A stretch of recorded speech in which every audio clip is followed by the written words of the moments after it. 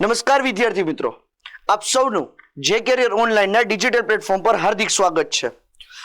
આ ઉર્જાનો આપણો ભાગ 2 જોઈ રહ્યા છે. ભાગ 1 ની અંદર આપણે ચર્ચા કરી મિત્રો પરંપરાગત ઉર્જા સ્ત્રોતો વિશે. અહીંયા ભાગ 2 માં આપણે ચર્ચા કરવાની છે મિત્રો બિન પરંપરાગત ઉર્જા સ્ત્રોતો વિશે. ફરીથી ફટાફટ આપણે રિવિઝન કરી લઈએ મિત્રો કે પરંપરાગત ઉર્જા સ્ત્રોત એટલે તો કે જે ઉર્જાનો ઉપયોગ આપણે વર્ષોથી કરતા આવીએ છીએ, લાંબા સમયથી કરતા આવીએ છીએ, તેને આપણે પરંપરાગત ઉર્જા સ્ત્રોતો કહીએ છીએ.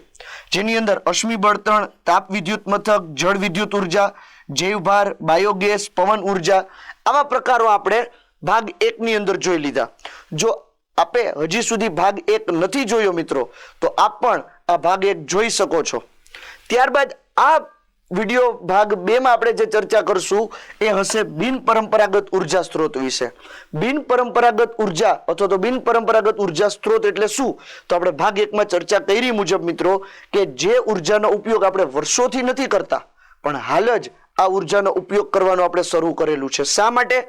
તો કે માત્ર ને માત્ર એનું કારણ એ જ છે કે પરંપરાગત ઉર્જા સ્ત્રોતો દ્વારા આપણે જે ઉર્જા ઉત્પન્ન કરતા હતા તે પર્યાપ્ત ન હતી. વધુ માત્રામાં ઉર્જાની જરૂરિયાત હોવાથી આપણે બિન પરંપરાગત ઉર્જા સ્ત્રોતો તરીકે આ જુદા જુદા સૌર ઉર્જા, સમુદ્ર ઉર્જા, ભૂતાપીય ઉર્જા અને આણ્વીય ઉર્જા જેવા વિકલ્પો વિચારેલા છે અને તેના ઉપર આપણે ખૂબ અગ્રમતાથી આગળ વધવાનો પ્રયાસ કરી રહ્યા છે. તો ચાલો મિત્રો શરૂઆત કરીએ આપણે બિન પરંપરાગત ઉર્જા સ્ત્રોત, જેમાં પહેલો પ્રકાર છે સૌર ઉર્જા. આ જે સૌર ઉર્જા જે છે મિત્રો એ સૌર ઉર્જાનો અર્થ થાય કે સૂર્ય ઉર્જા અથવા તો કહી શકીએ સૂર્યમાંથી મળતી ઉર્જા. સૂર્ય જે છે મિત્રો એ પૃથ્વી પર આવેલા ઉર્જાનો સૌથી મુખ્ય સ્ત્રોત છે. પાછલા વર્ષોથી મિત્રો આપણને સૂર્ય રોજબરોજના જીવનમાં આટલી બધી ઉર્જા આપે છે, પરંતુ સૂર્યમાંથી પ્રાપ્ત થતી બધી જ ઉર્જાનો ઉપયોગ આપણે કરી શકતા નથી, કારણ કે આપણી પૃથ્વી તરફ અમુક જ ઉર્જા આવતી હોય છે. પણ આ ઉર્જા જે આપણને દિવસ દરમિયાન પ્રાપ્ત થાય છે, જો આપણે એનો યોગ્ય માત્રામાં ઉપયોગ કરીએ મિત્રો તો આપણે આપણા જીવનને ઘણું સરળ બનાવી શકીએ છીએ. કારણ કે આ ઉર્જા જે છે મિત્રો સૂર્યમાંથી મળતી ઉર્જા એ નિઃશુલ્ક છે. કોઈ પ્રકારનું આપણે શુલ્ક ચૂકવવું પડતું નથી. ઉપરાંત મિત્રો એનાથી કોઈ પ્રકારનું પ્રદૂષણ પણ થતું નથી. પ્રદૂષણ મુક્ત ઉર્જા છે મિત્રો. એટલા માટે આપણે એમ કહી શકીએ છીએ કે સૌર ઉર્જા જે છે એ આપણા માટે ખૂબ અગત્યની છે. ને એનાથી પણ મોટી વસ્તુ મિત્રો કે આ આપણા માટે થઈને અખૂટ ઉર્જા જે છે કોઈ દિવસ ખૂટવાની નથી. કોઈ દિવસ ખૂટશે નહીં મિત્રો, કારણ કે સૂર્યની ઉર્જા રોજ આપણને મળે છે. રોજ પુષ્કળ માત્રામાં આ ઉર્જા આપણા સુધી આવે છે. તો અહીંયા સૌર ઉર્જાથી ચાલતા ઉપકરણો વિશે પણ આપણે ચર્ચા કરશું કે સૌર ઉર્જાથી કયા ઉપકરણો ચાલે છે. તો એમાં સમજીએ મિત્રો કે સૌર ઉર્જાથી solar panel, solar cooker, solar water heater જેવા ઉપકરણો આપણે ચલાવીએ છીએ. જ્યાં સોલાર કુકર અને સોલાર વોટર હીટરનો સિદ્ધાંત છે મિત્રો કે સૌર ઉર્જાનું રૂપાંતર આપણે ઉષ્મા ઉર્જામાં કરીએ છીએ. જ્યાં સોલાર કુકરનો ઉપયોગ આપણે કેટલીક વસ્તુને બાફવા માટે કરીએ છીએ તો સોલાર વોટર હીટરનો ઉપયોગ આપણે પાણી ગરમ કરવા માટે કરીએ છીએ. આ જે સોલાર કુકર છે મિત્રો એની અંદર એક અવાહક પેટી હોય છે. પેટીની અંદર કાળો કલર કરેલો છે જેથી કરીને વધુમાં વધુ ઉર્જાનું શોષણ થઈ શકે. આ ઢાંકણું કાચનું ઢાંકી દેવામાં આવે છે કે જેથી કરીને અંદરના વાતાવરણમાં રહેલી ગરમી જે છે એ બહાર ન નીકળી જાય. સામે અરીસો રાખેલો હોય છે મિત્રો. આ જે અરીસો છે એની અંદર અંતર્ગોળ અરીસો જે છે મિત્રો એ અંતર્ગોળ અરીસો સર્વશ્રેષ્ઠ અરીસો સાબિત થાય છે. એટલે કાં તો તમને સમતલ અરીસો જોવા મળશે અથવા તો તમને અંતર્ગોળ અરીસો જોવા મળશે. સોલાર વોટર હીટર જે છે મિત્રો એનો ઉપયોગ આપણને પાણી ગરમ કરવા માટે કરીએ છીએ. ઘણા ઘરોની અંદર આપણને આ જોવા મળે છે. અને એના પછી જે સૌથી અગત્યનું છે મિત્રો એ છે સોલાર પેનલ. સોલાર પેનલ જે છે મિત્રો એનો ઉપયોગ આપણે સૌર ઉર્જામાંથી વિદ્યુત ઉર્જા ઉત્પન્ન કરવા માટે કરીએ છીએ. સૌર ઉર્જામાંથી વિદ્યુત ઉર્જા ઉત્પન્ન કરવા માટે આપણે સોલાર પેનલનો ઉપયોગ કરીએ છીએ. અહીંયા જે એક હોય ને એક કોષ એને સોલાર સેલ કહેવાય, પણ આવા ઘણા બધા સોલાર સેલ જ્યારે એકબીજા સાથે જોડાય છે મિત્રો, ત્યારે આપણે એને સોલાર પેનલ તરીકે ઓળખીએ છીએ. તો સોલાર પેનલ જે છે એનો સિદ્ધાંત થઈ ગયો મિત્રો સૌર ઉર્જાનું વિદ્યુત ઉર્જામાં રૂપાંતર કરવું. સૌર ઉર્જાનું વિદ્યુત ઉર્જામાં રૂપાંતર કરવું એ સોલાર પેનલનો સિદ્ધાંત છે મિત્રો. આ જે સોલાર પેનલ છે એની અંદર વપરાતી ચાંદી જે છે મિત્રો, એ વપરાતી ચાંદી અને સિલિકોન જે ખૂબ જ કિંમતી અને મોંઘી છે, માટે સોલાર પેનલના ભાવ ખૂબ જ વધારે હોય છે. જે વિસ્તારની અંદર મિત્રો ખુલ્લી જગ્યા હોય, ખુલ્લા મેદાનો હોય, એ જગ્યાએ આપણે આ સોલાર પેનલ પાથરી અને એમાંથી આપણે દિવસ દરમિયાન ઉર્જા ઉત્પન્ન કરી શકીએ છીએ. ગુજરાતની અંદર સૌથી મોટો સોલાર પાર્ક એટલે કે જે જગ્યાએ સોલાર પેનલ પાથરેલી હોય મિત્રો એને સોલાર પાર્ક તરીકે ઓળખવામાં આવે છે. એ સોલાર પાર્ક મિત્રો પાટણમાં આવેલ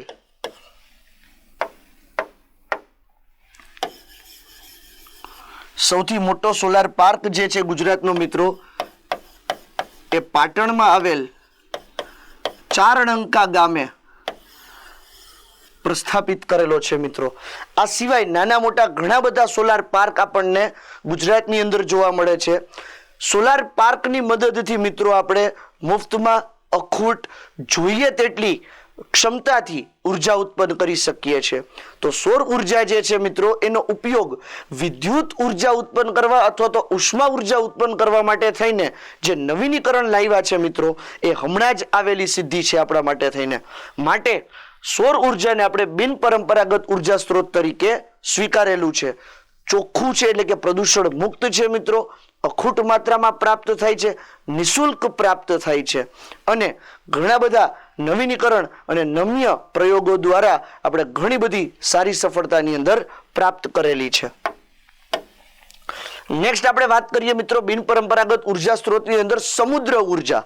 સમુદ્ર ઉર્જા જે છે મિત્રો એનો ઉપયોગ પણ આપણે અત્યારે કરતા થયા છીએ અને આવનારા સમયની અંદર પણ આમાં વધુમાં વધુ આપણે ઉર્જા ઉત્પન્ન કરી શકીએ તેવા પણ આપણા વિનમ્ર પ્રયાસો છે. સમુદ્ર ઉર્જાનો મતલબ છે કે સમુદ્ર દ્વારા ઉત્પન્ન થતી ઉર્જા. તો સમુદ્રની અંદર મિત્રો આપણે જોઈ શકીએ છીએ કે ઘણા બધા આવા ટર્બાઇન જનરેટર ગોઠવી અને એમાંથી ઉર્જા ઉત્પન્ન કરી શકીએ છીએ. જે જુદા જુદા પ્રકારો છે સમુદ્ર ઉર્જાના. પહેલો પ્રકાર છે મિત્રો એ છે તરંગ ઉર્જા, એટલે કે સમુદ્રમાં ઉછળતા જે દરિયાના મોજા છે એ દરિયાના મોજા દ્વારા જે ઉર્જા ઉત્પન્ન થાય છે એને તરંગ ઉર્જા અથવા તો દરિયાના મોજા દ્વારા ઉત્પન્ન થતી ઉર્જા તરીકે ઓળખવામાં આવે છે. આ તરંગોની જે લહેરો ઉત્પન્ન થાય છે એના માટે જવાબદાર છે મિત્રો પવન.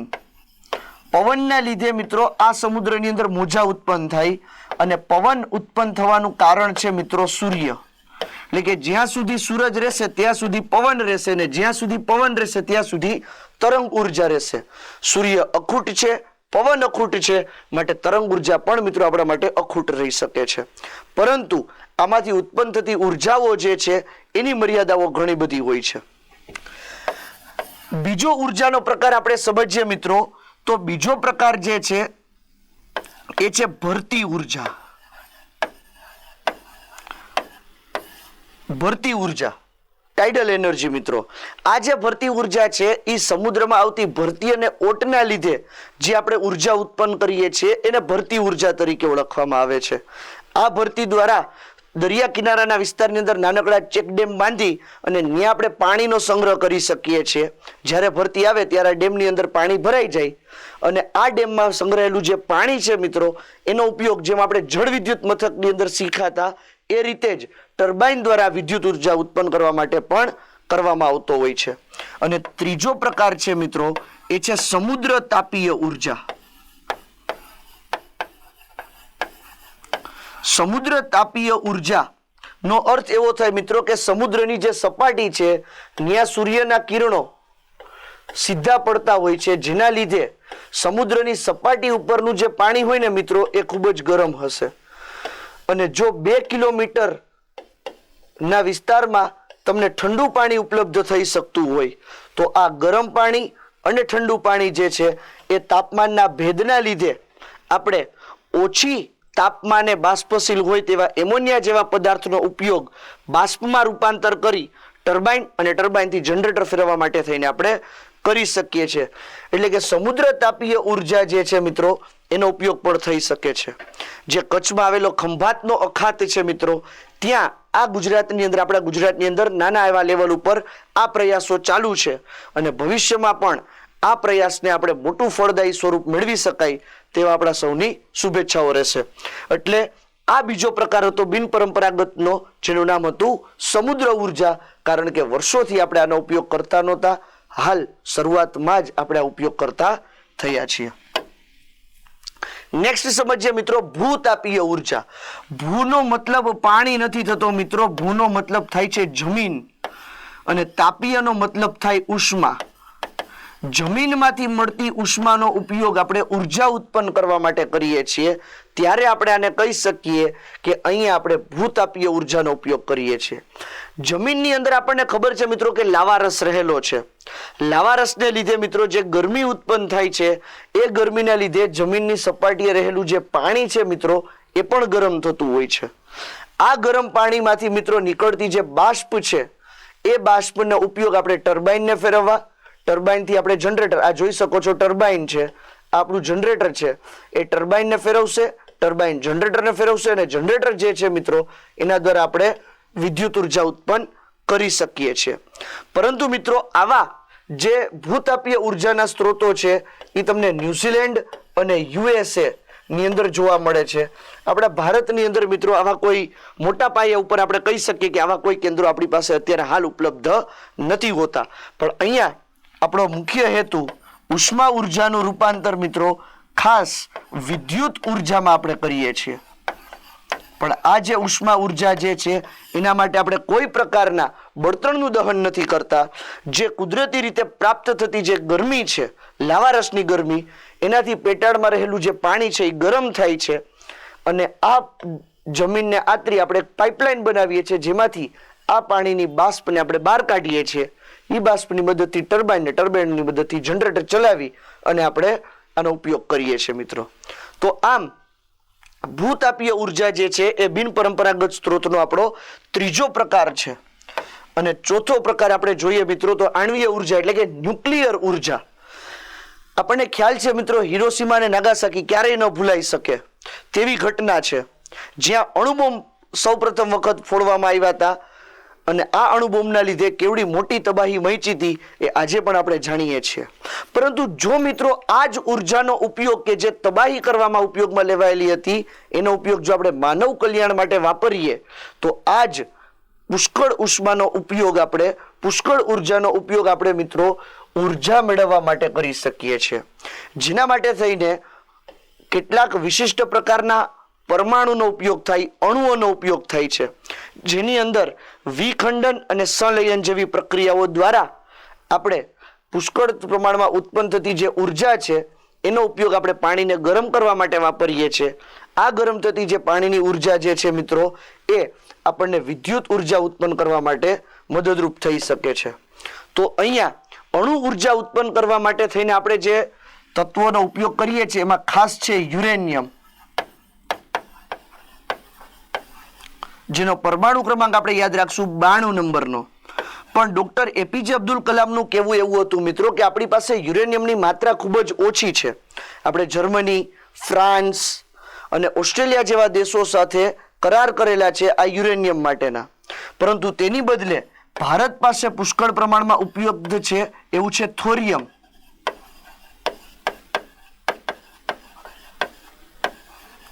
થોરિયમ જે છે મિત્રો આપણી પાસે પુષ્કળ પ્રમાણમાં છે, જેનો પરમાણુ ક્રમાંક છે 90. જો એનો આપણે ઉપયોગ કરીએ તો પણ અહીંયા આપણે સારી એવી માત્રામાં ઉર્જા સ્ત્રોત ઉત્પન્ન કરી શકીએ છીએ. આવા ન્યુક્લિયર પ્રક્રિયા એટલે કે આવી જે પ્રક્રિયાઓ જે છે મિત્રો વિશિષ્ટ પ્રકારની રિએક્ટરમાં કરવામાં આવતા હોય છે, માટે આને આપણે કહી શકીએ છીએ ન્યુક્લિયર રિએક્ટર. અને આ ન્યુક્લિયર રિએક્ટર બાળકો આપણે ત્યાં પણ ગુજરાતમાં ઉપલબ્ધ છે. કઈ જગ્યાએ? તો કે સુરત પાસે આવેલ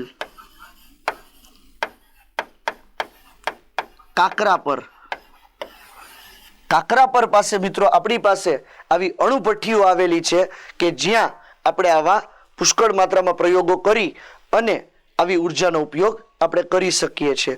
તો આ ઉર્જા જે છે એનો મુખ્ય હેતુ આપણે પુષ્કળ પ્રમાણમાં ઉર્જા ઉત્પન્ન કરવી છે. પણ આવું આપણે કરીએ છીએ એનું કારણ છે મિત્રો કે આપણે એક કોલસાનું દહન કરીએ છીએ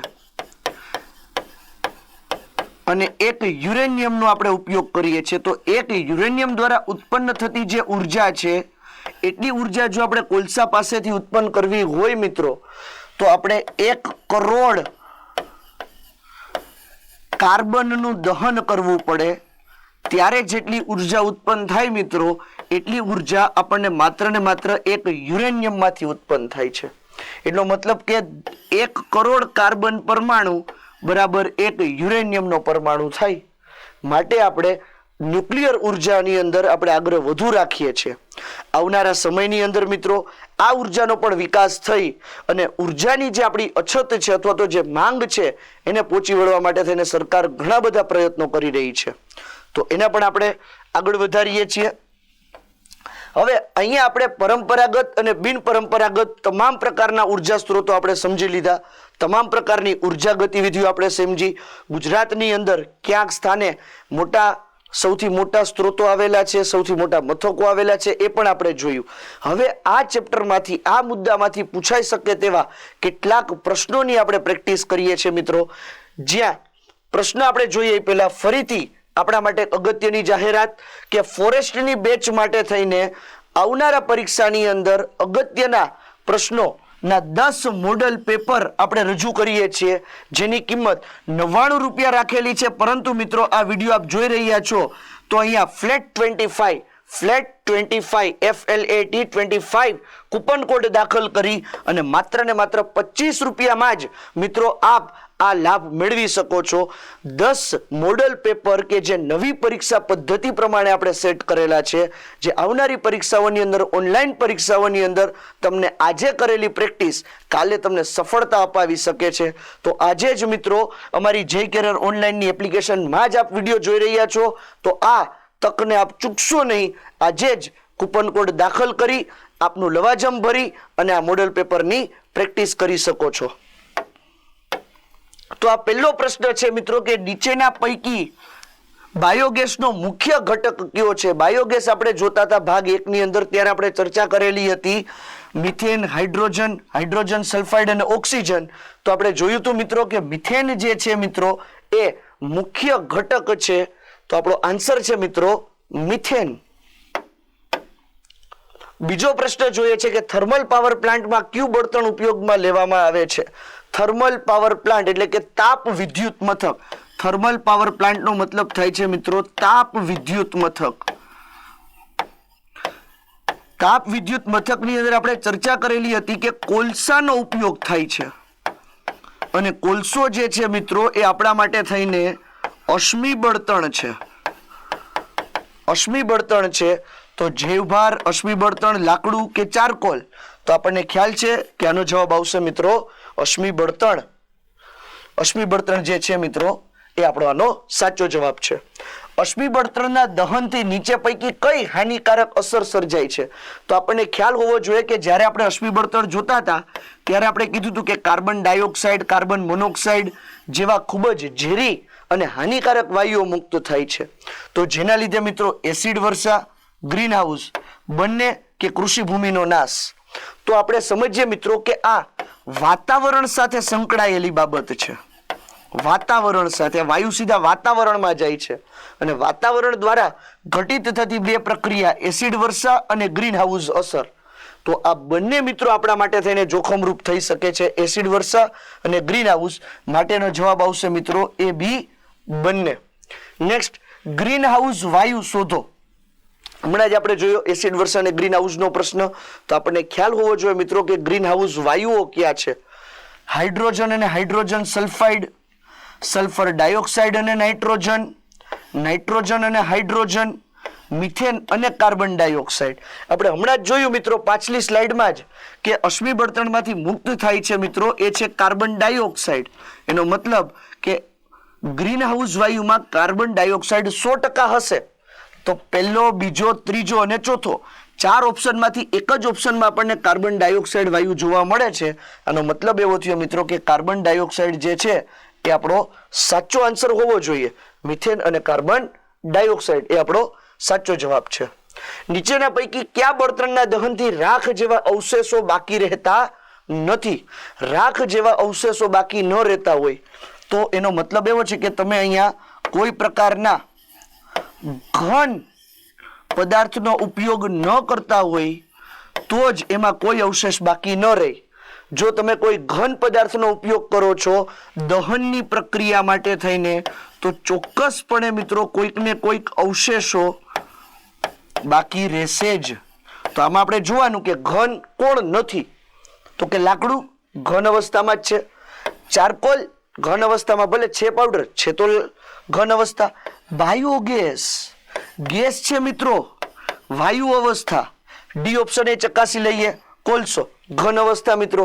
તો બાયોગેસ એક એવો માત્ર ને માત્ર સ્ત્રોત છે આપેલા ઓપ્શનમાંથી કે જે વાયુ અવસ્થામાં છે. વાયુના દહનથી કોઈ પ્રકારના મિત્રો અવશેષ બાકી રહેતા નથી હોતા. માટે આપણે જોઈએ આન્સર આનો ચકાસીએ છીએ. બાયોગેસ મિત્રો, બાયોગેસ જે છે એ સાચો આન્સર છે. નીચેના પૈકી કયો પુનઃ અપ્રાપ્ય ઉર્જા સ્ત્રોત છે? શબ્દ મિત્રો પુનઃ અપ્રાપ્ય. તો મિત્રો ઉર્જાને આપણે પ્રાપ્તના આધારે બે પ્રકારે વર્ગીકૃત કરી શકીએ. એક અખૂટ ઉર્જા અને બીજું ખૂટી જાય તેવી ઉર્જા. અખૂટ ઉર્જાની અંદર આપણે સૌર ઉર્જાનો સમાવેશ કરી શકીએ છીએ કે જે ક્યારેય ખૂટવાની નથી, જેનો જથ્થો આપણી પાસે મબલક છે, પુષ્કળ છે, કોઈ દિવસ ખૂટશે નહીં. ખૂટી જાય તેવી ઉર્જાનો મતલબ કે જેનો જથ્થો આપણી પાસે મર્યાદિત છે, નજીકના ભવિષ્યમાં ખૂટી જવાની છે, પરંતુ એક વખત ખૂટી ગયા બાદ જો નજીકના ભવિષ્યમાં આપણને પ્રાપ્ત થતી હોય તો પુનઃ પ્રાપ્ય ઉર્જા સ્ત્રોત કહેવાય. જે તમને યાદ હોય તો આપણે ચર્ચા કરેલી હતી જળ વિદ્યુત મથકમાં કે ડેમમાં એક વખત પાણી ખાલી થઈ ગયું તો એનો મતલબ કે ખૂટી ગયું, તો શું ભવિષ્યમાં આપણને પાછું પાણી નહીં મળે? મળશે. વરસાદ આવશે, ચોમાસું આવશે મિત્રો, તો ફરીથી આપણા માટે થઈને પાણી ઉપલબ્ધ થઈ શકશે. એટલે કે આ ઉર્જાને આપણે ફરીથી ઉપયોગ કરી શકશું. માટે તે પુનઃ પ્રાપ્ય ઉર્જા સ્ત્રોત છે. પણ એક વખત ખૂટી ગયા પછી જો તમે કોઈ દિવસ એને પ્રાપ્ત નહીં કરી શકો તો એવી ઉર્જાને આપણે પુનઃ અપ્રાપ્ય ઉર્જા તરીકે ઓળખશું કે જેને એક વખત ખૂટી ગયું પછી કોઈ દિવસ આપણને નહીં મળે. એવા ઉર્જા સ્ત્રોતને અથવા તો એવી ઉર્જાને પુનઃ અપ્રાપ્ય કહેવાય. તો ઓપ્શન સાથે આપણે ચકાસીએ મિત્રો. જૈવભાર એક વખત ખૂટી ગયું, લાકડા ખૂટી ગયા તો તમે પાછા મેળવી શકશો. ઝાડવા ઉગાડો, છાણા ખૂટી ગયા છે તો એ પણ આપણને પ્રાણીઓ પાસેથી પાછા મળી શકશે. એટલે જૈવભાર જે છે મિત્રો એ પુનઃ પ્રાપ્ય છે, પણ આપણને પૂછ્યું છે અપ્રાપ્ય સ્ત્રોત કયો છે.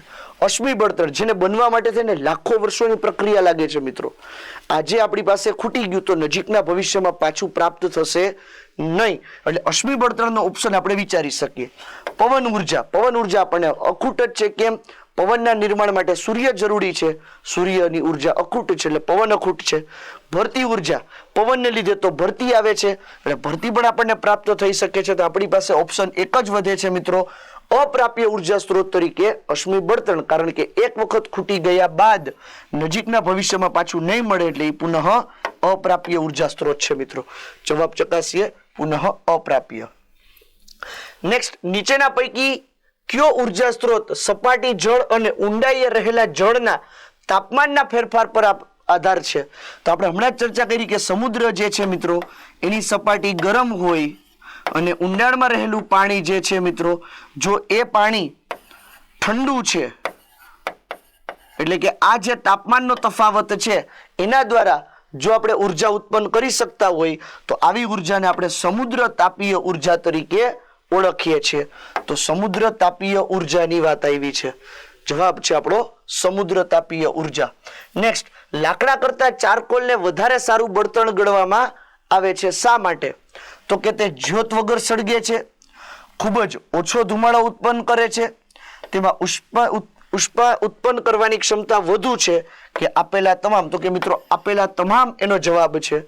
જ્યોત વગર સળગે છે એટલે કે પ્રદૂષણ નહીં કરે, ઉષ્મા ઓછી ઉત્પન્ન, ધુમાડો ઓછો ઉત્પન્ન કરશે અને વધુ ઉષ્મા આપણને પ્રાપ્ત કરાવશે. માટે આપેલા તમામ જે છે મિત્રો એ આનો જવાબ છે મિત્રો. નેક્સ્ટ, નીચેના પૈકી શામાંથી ટર્બાઇનના ઉપયોગ વગર વિદ્યુત ઉર્જા ઉત્પન્ન કરી શકાય? ટર્બાઇનના ઉપયોગ વગર પ્રશ્ન પૂછ્યો છે તો કે સૌર ઉર્જામાંથી વિદ્યુત ઉર્જા ઉત્પન્ન થાય. હા થાય ને. કેવી રીતે? તો કે સોલાર પેનલની મદદથી. ભરતી ઉર્જામાં, ભૂતાપીય ઉર્જામાં અને તરંગ ઉર્જામાં આ બધી જગ્યાએ મિત્રો આપણે ટર્બાઇન ગોઠવવું પડે. ટર્બાઇન વિના આપણે કોઈ પણ જગ્યાએ વિદ્યુત ઉર્જા ઉત્પન્ન નહીં કરી શકીએ.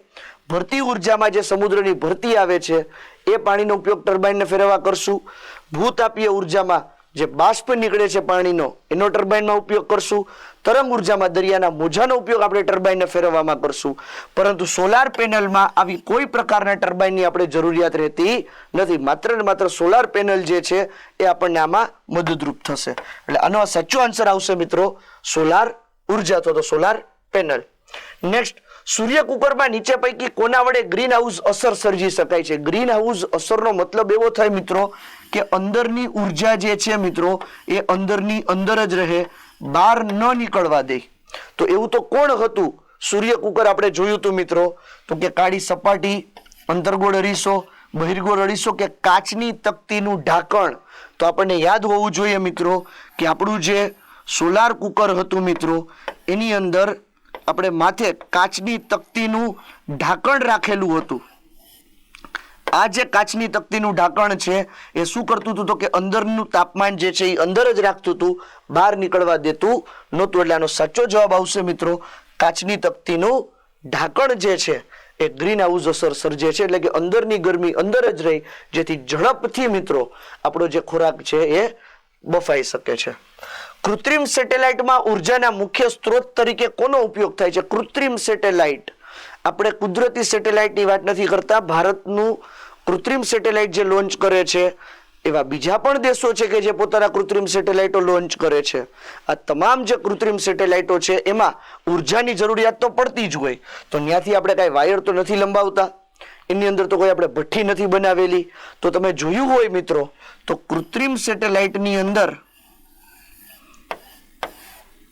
બંને તરફ સોલાર સેલનો ઉપયોગ કરેલો છે. આપણે આ સોલાર સેલ જે છે એ સૂર્યમાંથી મળતી જે ઉર્જાઓ છે એ ઉર્જાનો ઉપયોગ આપણે વિદ્યુત ઉર્જા ઉત્પન્ન કરવા માટે કરતા હોઈએ છીએ. એટલે આનો સાચો જવાબ આવશે મિત્રો સોલાર સેલ જે છે એ આપણે કૃત્રિમ સેટેલાઇટમાં ઉપયોગ કરીએ છીએ ઉર્જાના સ્ત્રોત તરીકે. નીચેના પૈકી પૃથ્વી પરનો મુખ્ય ઉર્જા સ્ત્રોત કયો છે? થોડી વાર પહેલા જ આપણે જ્યારે સોલાર સમજતા હતા ત્યારે ચર્ચા કરેલી હતી મિત્રો કે સૂર્ય જે છે એ આપણા માટે થઈને ઉર્જાનો સૌથી મુખ્ય અને પ્રબળ સ્ત્રોત જે છે મિત્રો. તો આના માટે થઈને જવાબ આવશે મિત્રો સૂર્ય. ત્યારબાદ નીચેના પૈકી કયા ઉર્જા સ્ત્રોતો પ્રદૂષણ રહિત છે, એટલે કે એમાં કોઈ પ્રકારનું પ્રદૂષણ ઉત્પન્ન નથી થતું? પવન ઉર્જા. તો આપણને પહેલો જ આઈડિયા એ આવવો જોઈએ કે કોઈ પ્રકારનું અશ્મિ બળતણનો ઉપયોગ થાય છે? જો હા તો પ્રદૂષણ કરશે. પવન ઉર્જા જે છે એમાં કોઈ પ્રકારનો અશ્મિ બળતણનો ઉપયોગ નથી થતો. અશ્મિ બળતણ પોતે જ પ્રદૂષક છે. ન્યુક્લિયર ઉર્જા જે છે એની અંદર પણ જે આપણે પરમાણુનો ઉપયોગ કરીએ છીએ એ પરમાણુનો ઉપયોગ થઈ ગયા બાદ મિત્રો એનો નિકાલ કેમ કરવો ને એ પણ આપણા માટે સમસ્યારૂપ છે. એટલે આને આપણે પ્રદૂષણ રહિત ગણી શકાય નહીં. ને ચોથો ઓપ્શન છે એક પણ નહીં, પણ નહીં એ ખોટું છે. આપણી પાસે એક ઓપ્શન છે પવન ઉર્જા જે કોઈ પ્રકારનું પ્રદૂષણ ફેલાવતો નથી મિત્રો. તો આપણા માટે સાચો જવાબ જે છે મિત્રો એ છે પવન ઉર્જા. તો આમ મિત્રો જે નવી પરીક્ષા પદ્ધતિ જે છે એ પ્રમાણે આપણે અભ્યાસક્રમ જે છે એ પ્રમાણે પણ આપણે આ ટોપિકને ઉર્જાના મુદ્દાને ભણ્યા, સમજ્યા, જોયું અને જાણ્યું. જેને લગતા આપણે અગત્યના પ્રશ્નો વિશે પણ ચર્ચા કરી મિત્રો. 13 જેટલા આપણે પ્રશ્નો જોયા જે જુદી જુદી રીતે આપણને પૂછાઈ શકે છે. અને લાસ્ટ થિંગ બાળકો, આપ સૌનો ખૂબ ખૂબ આભાર. અમારી જય કેરિયર ઓનલાઈનની ચેનલ સાથે જોડાયેલા રહો, અમારા ડિજિટલ પ્લેટફોર્મ સાથે જોડાયેલા રહો અને આવા જ નવી નવી બાબતો સાથે અવગત થઈ આપને પણ એક ગવર્મેન્ટ ભરતી પરીક્ષાની અંદર જ્વલંત સફળતા મળે એવા અમારા બધા વચ્ચેથી ઓલ ધ વેરી બેસ્ટ.